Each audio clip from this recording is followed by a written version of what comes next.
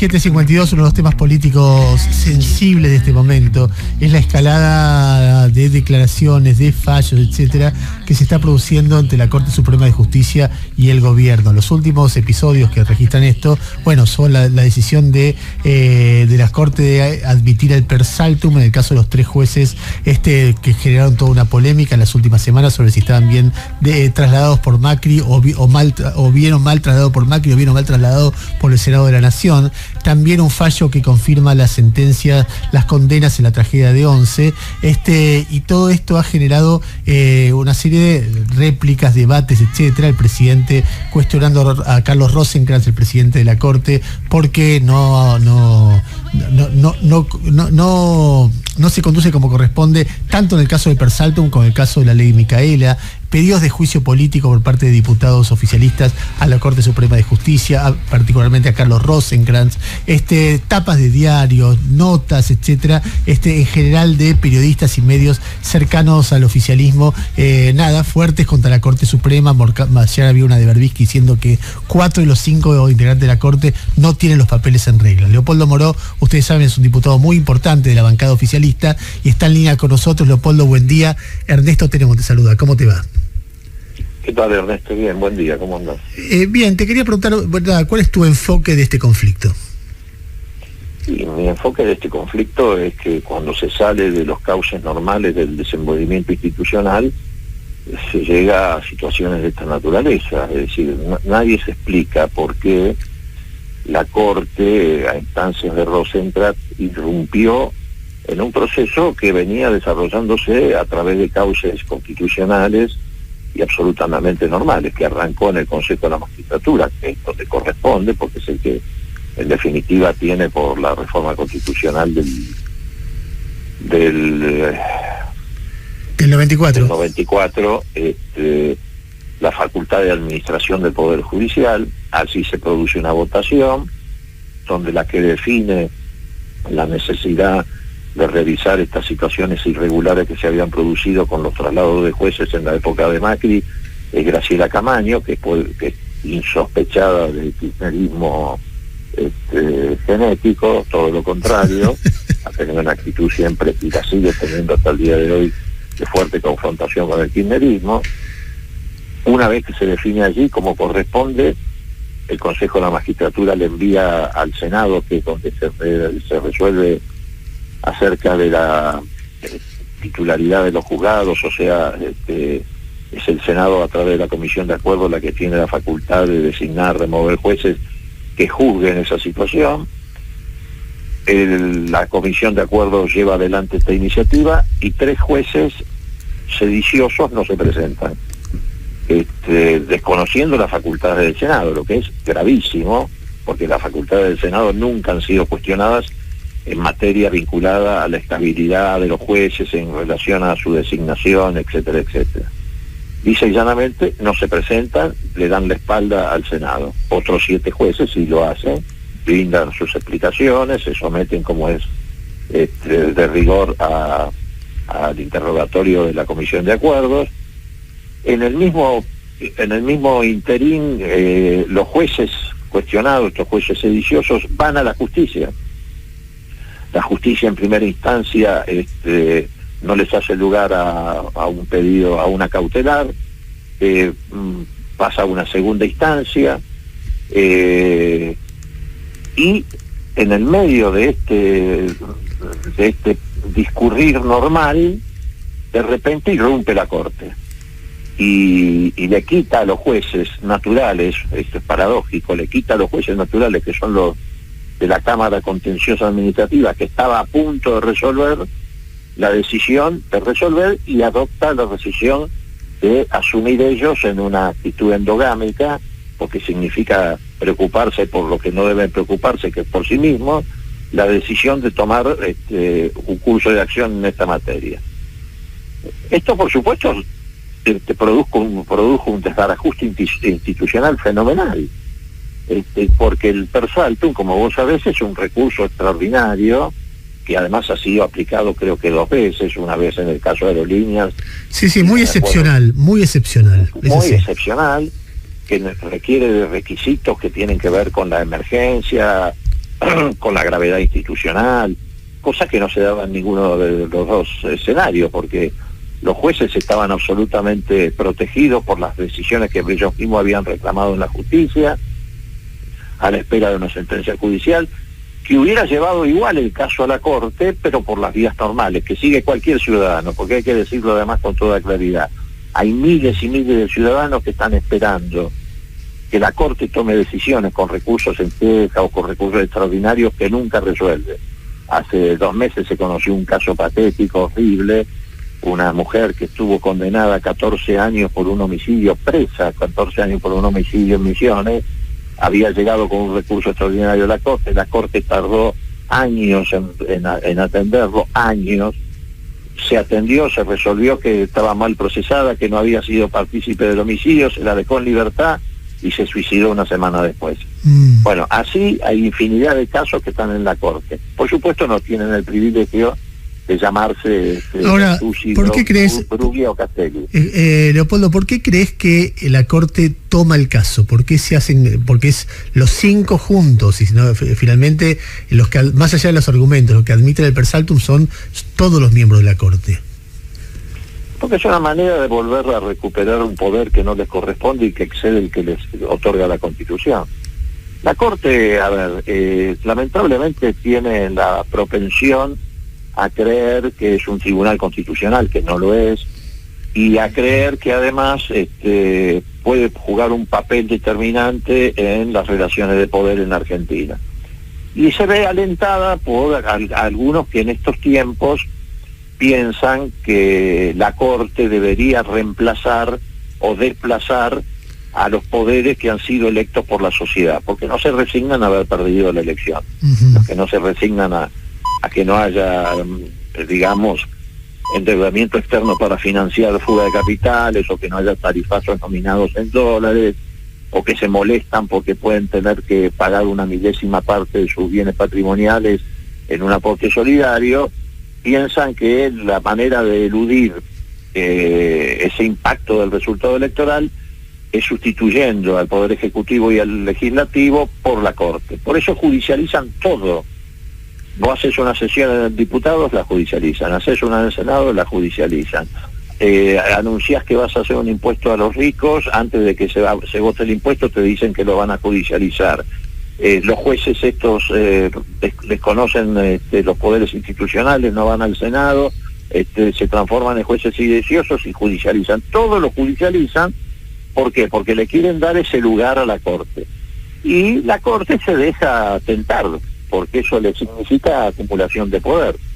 Y como no se guían tanto por la jurisprudencia, sino más bien se han transformado en jugadores de truco, bueno, salen cosas como esta aberrantes de que hacen lugar a un per saltum en una situación que no se justificaba de ninguna manera. Leopoldo... Por supuesto, esa actitud de la Corte provoca un conflicto institucional. ¿Y ese conflicto institucional se resuelve cómo? Bueno, a ver, en primer lugar... A ver, te lo pregunto directamente. ¿Vos estarías de acuerdo con un juicio político a uno o varios miembros de la Corte? No, yo creo que el juicio político a Rosenkrantz sí está fundado, entre otras cosas, dicho sea de paso, es cierto que ha habido una coincidencia temporal, pero en realidad esta iniciativa fue presentada el 25 de septiembre, y además es una especie de actualización de un proyecto previo. Claro,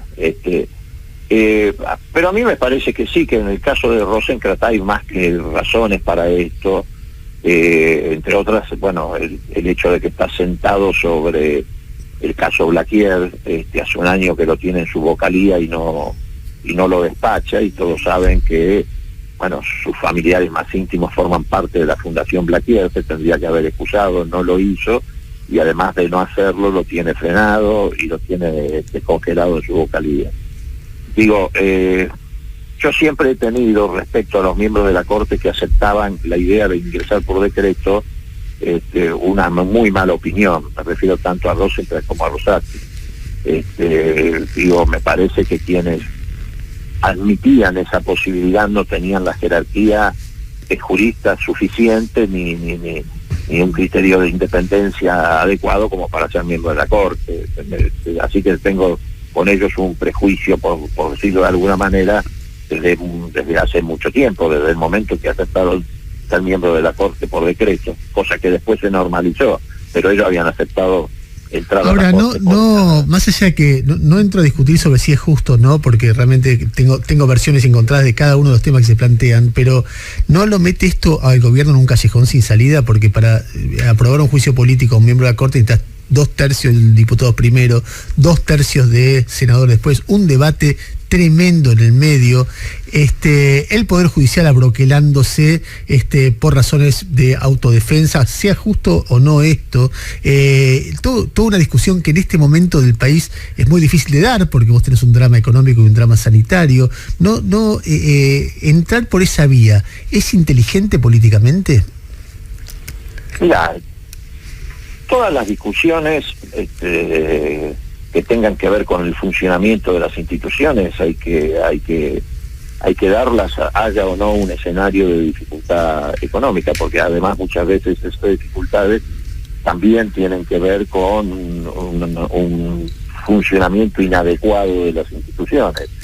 Si vos advertís que ganaste la elección, pero que con la Corte te van a paralizar la ejecución de tus políticas, a pesar de que están avaladas por la legitimidad popular, y bueno, es un debate que inevitablemente tenés que dar. No es la primera vez que en el país le quieren hacer jugar a la Corte un papel institucional de esta naturaleza. El otro día, no me acuerdo, creo que Berbisky precisamente mencionaba un episodio que fue cuando en el año 45, a poco tiempo de la elección, cuando se advertía que el peronismo, que todavía ni siquiera se denominaba de esa manera, estaba por ganar la elección, hubo todo un intento de los sectores más conservadores de la Argentina de transferirle el poder a la Corte.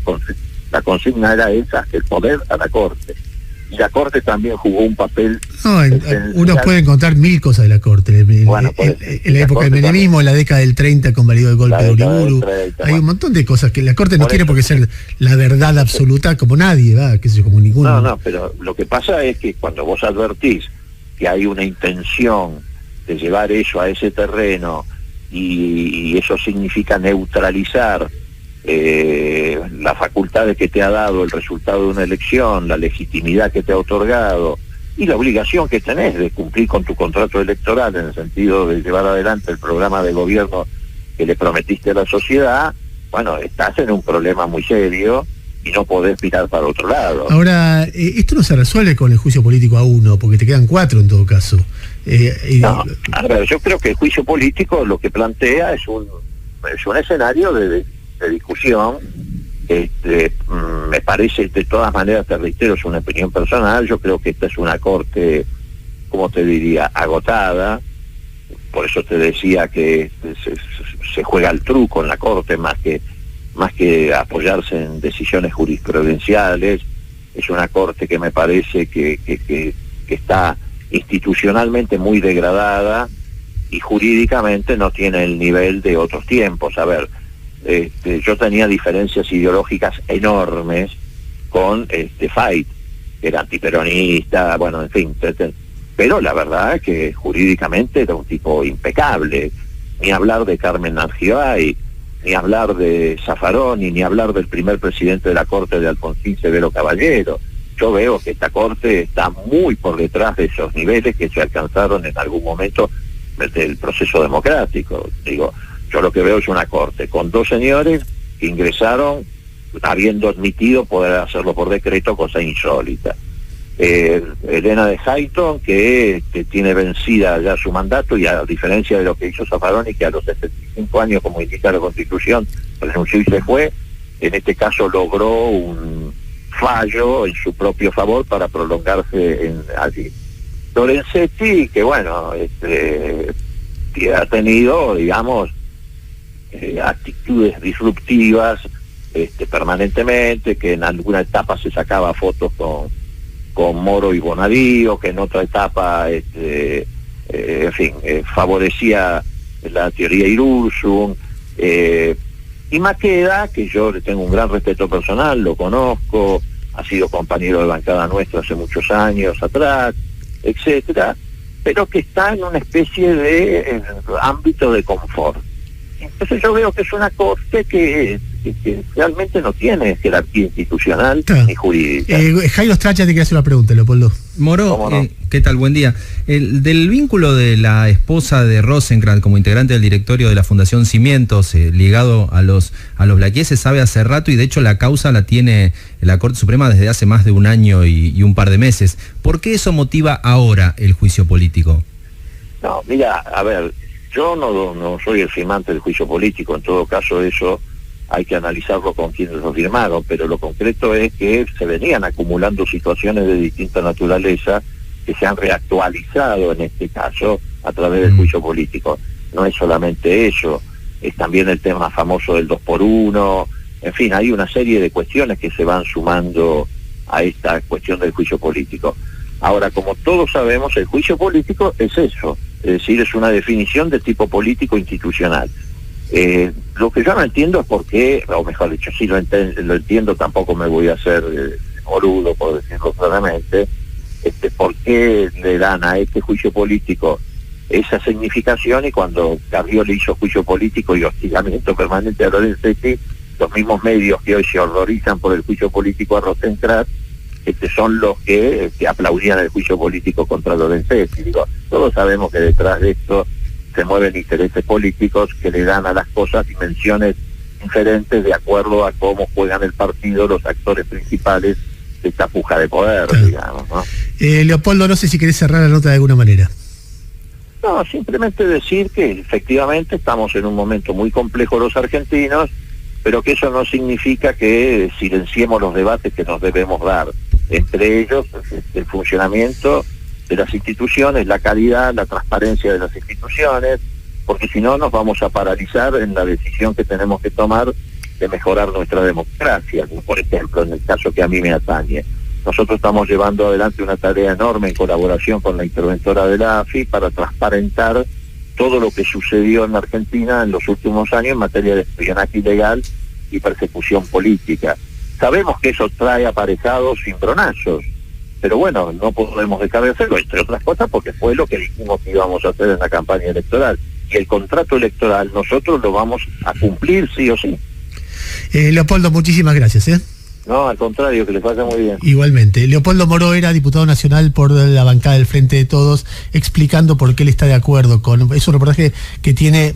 Imagino yo va a tener un rebote muy fuerte, porque hasta ahora se veía diciendo que la decisión de ir con un juicio político contra Carlos Rosenkrantz era de una diputada, y Leopoldo Moró dijo: la Corte está agotada. No es solamente la Corte está agotada, la usan para frenar la agenda de gobierno. Describió uno por uno porque le parece que es una Corte sin jerarquía institucional, y además, bueno, por supuesto, dijo que existen las causales para iniciar un juicio político a Carlos Rosenkrantz. Aclaró también que es una opinión personal, pero ya son dos opiniones personales de personas del mismo bloque, y fue muy, muy contundente la manera de describirlo. Y esto, créanme, es una visión bastante extendida en el sector más kirchnerista del Frente de Todos, que haya algo que hacer contra la Corte.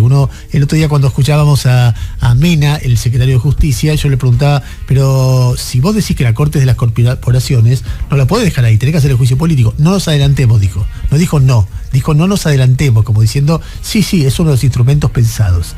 Ahora, de cualquier modo, aquí, como siempre que es un tema central de debate, ustedes van a escuchar reportajes como el que hicimos recién con Moró, donde ustedes pudieron escuchar la línea de razonamiento que un sector político defiende y sostiene, sin que sea un griterío, una discusión terrible, porque la verdad que tampoco nosotros nos damos cuenta que son temas complejos, y está bien escuchar qué es lo que dice Moró, como qué es lo que podría decir, qué sé yo, Esteban Bullrich, o qué es lo que podría decir Sergio Massa. Es interesante que ustedes tengan noción del debate que hay, en un contexto que esto lo hace como muy importante. Imagínense un gobierno diciendo: vamos a hacer juicio político contra un integrante de la Corte. Es muy excepcional, no pasa nunca. Creo que pasó cuando asumió Kirchner, que ni siquiera llegó, renunciaron directamente. No sé si llegó a ver algún juicio. Pero estuvo político. Aquella cadena nacional de Kirchner anunciando que iban a relanzar la Corte y que iban por Nazareno y demás. pero era una corte muy cuestionada aquella, la corte de la mayoría automática de Menem. En este caso, va a generar un debate, si esto avanza, y creo que va a avanzar, un debate muy, muy fuerte. Repito, para los colegas que están escuchando, Leopoldo Moró acaba de decir recién que respalda el juicio político, que crea que hay motivos para hacerle juicio político a Carlos Rosengas, que la corte está agotada y que cada uno de los miembros de la corte hay un reproche para hacer. A Rosengas por el 2x1 y por la causa, una causa que tiene que ver con Blaquier. Después, en todo caso, si tenemos tiempo, en algún momento lo vamos a explicar. En el caso de Lorenzetti, porque dijo nada, porque jugaba políticamente, se sacó foto con Sergio Moro, dijo, entre otros casos, el juez brasileño que terminó como ministro de Justicia juez de Lavallato, que terminó como ministro de Justicia de Bolsonaro. Después dijo que Hayton de Nolasco tendría que haberse jubilado a los 75. Después dijo que Maqueda está en una zona de confort, que se acomoda a los otros 4, y que Rosati aceptó ser designado por decreto. O sea, de cada uno tiene un argumento para decir, estos tipos no son la corte que queremos. Es fuerte escucharlo, ¿no? Que recitó lo que es la nota de Horacio Berbisky de ayer. Del día de ayer, claro. Y después lo que yo pensaba es, tiene que venir la definición que se sospecha cómo va a salir de los 3 jueces. Está el reclamo de la ciudad por los fondos, que pone a la Corte otra vez a definir una pelea con la Nación. Y el 18 de noviembre vence el plazo que la comisión que armó Alberto Fernández tiene que sugerir qué hacer con la Corte. O sea que la Corte va a estar en la agenda de acá hasta las próximas semanas, pero seguro. Muy bien.